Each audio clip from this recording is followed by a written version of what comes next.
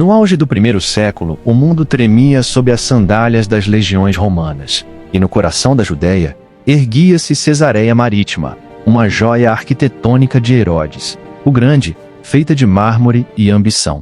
Era aqui, entre o luxo do teatro romano e a força do porto mediterrâneo, que vivia Cornélio.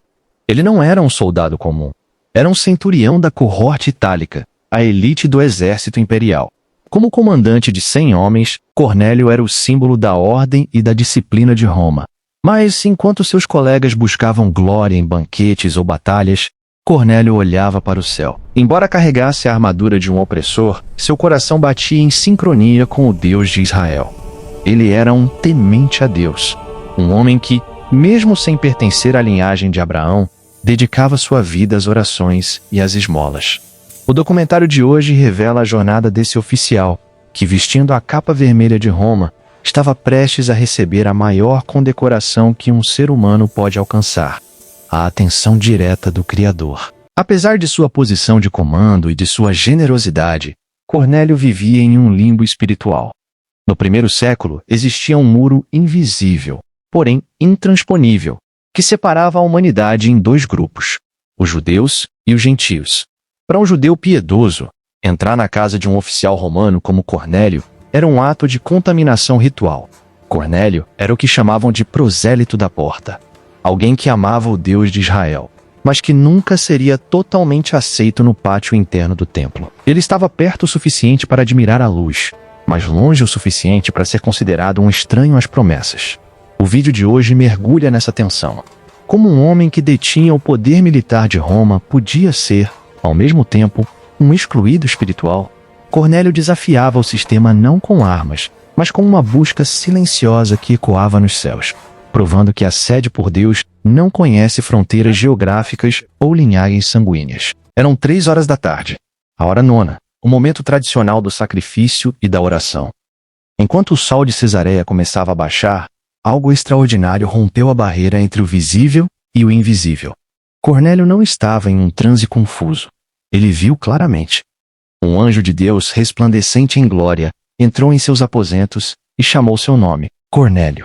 O terror tomou conta do centurião, um homem acostumado a encarar a morte no campo de batalha, mas que agora tremia diante da luz celestial. A resposta do anjo, porém, foi um selo eterno sobre sua vida. As tuas orações e as tuas esmolas subiram para a memória diante de Deus. Naquele instante, o muro da separação começou a ruir. O céu não estava enviando um exército para punir o oficial romano, mas um convite. Cornélio recebeu uma missão específica: enviar homens a Jope e buscar um homem chamado Simão Pedro. O destino do cristianismo mundial dependia agora da obediência de um soldado de Roma, a uma voz que não vinha do imperador. Enquanto os mensageiros de Cornélio galopavam em direção ao sul, em Jope, no terraço de um curtidor chamado Simão, o apóstolo Pedro subia para orar. Ele estava faminto, mas a fome física era apenas o cenário para uma fome espiritual que o céu estava prestes a saciar.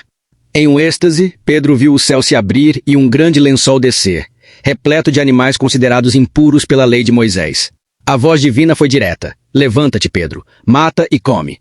A resposta de Pedro foi o reflexo de toda a sua criação: de modo nenhum, Senhor, pois jamais comi coisa alguma comum e imunda. Mas a resposta do alto foi o golpe final no preconceito religioso: não chames tu comum ao que Deus purificou.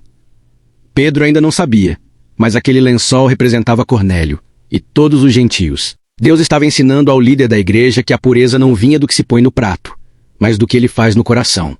O caminho para a casa do centurião estava sendo pavimentado no mundo espiritual, um lençol de cada vez. Ao entrar na casa de Cornélio, em Cesareia, Pedro deu um passo que nenhum apóstolo havia ousado dar. Ele atravessou o limiar de um lar gentio. Lá, ele não encontrou apenas um soldado, mas uma casa cheia. Cornélio havia convocado seus parentes e amigos mais íntimos. Ele sabia que o que estava prestes a ouvir mudaria suas vidas para sempre. O centurião, em um gesto de extrema humildade, prostrou-se aos pés do pescador galileu, sendo prontamente erguido por Pedro, que disse: levanta-te, que eu também sou homem. Enquanto Pedro pregava sobre Jesus, o ungido que venceu a morte, algo extraordinário aconteceu. Sem imposição de mãos, sem rituais prévios, o Espírito Santo caiu sobre todos os que ouviam a palavra. Os judeus que acompanhavam Pedro ficaram atônitos. O mesmo presente dado no Pentecostes em Jerusalém estava agora sendo derramado sobre os romanos. O céu não esperou pelo batismo nas águas. Ele batizou em fogo. Cornélio e sua casa falavam em línguas e magnificavam a Deus, provando que a partir daquele instante, o evangelho não tinha mais donos, apenas herdeiros. Após a manifestação visível do Espírito Santo, Pedro declarou que ninguém poderia recusar a água para o batismo daqueles que haviam recebido o mesmo selo divino que os apóstolos. Cornélio, o centurião de Roma, desceu às águas de Cesareia, deixando para trás não sua farda, mas sua antiga identidade de excluído.